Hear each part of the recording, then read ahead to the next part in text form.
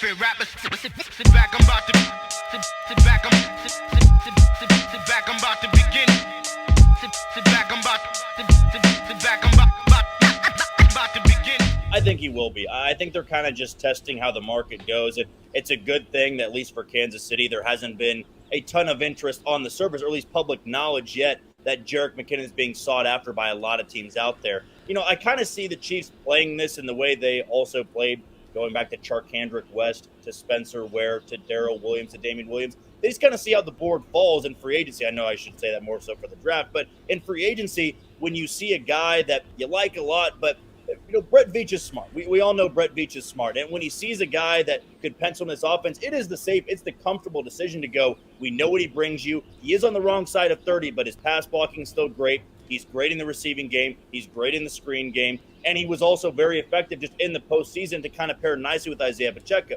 But if Brett Veach looks at Jerick McKinnon and goes, he is on the wrong side of 30, maybe he's asking for a little bit more than we are willing to give him, he's always got a great plan B in place, right? I think when the Chiefs signed Jerick McKinnon at the time, you're going, really? You're going after a guy that's been hurt, been out of the NFL for a couple of years?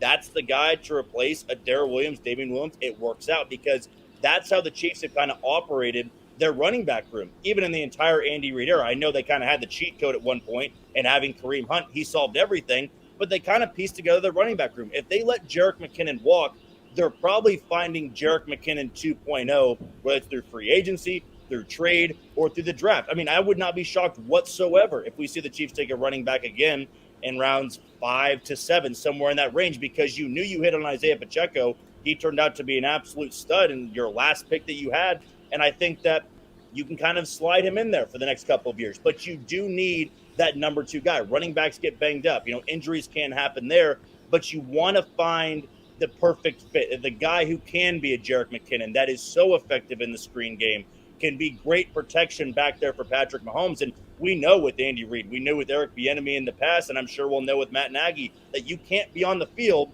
if you can't pass block. And Jerick McKinnon gives you that ability, and he does it better than I think anybody else in the running back room. So that to me feels like they are going to go back and get Jerick McKinnon because, number one, nobody on the surface, nobody publicly is going after him right now. I think he'll be available.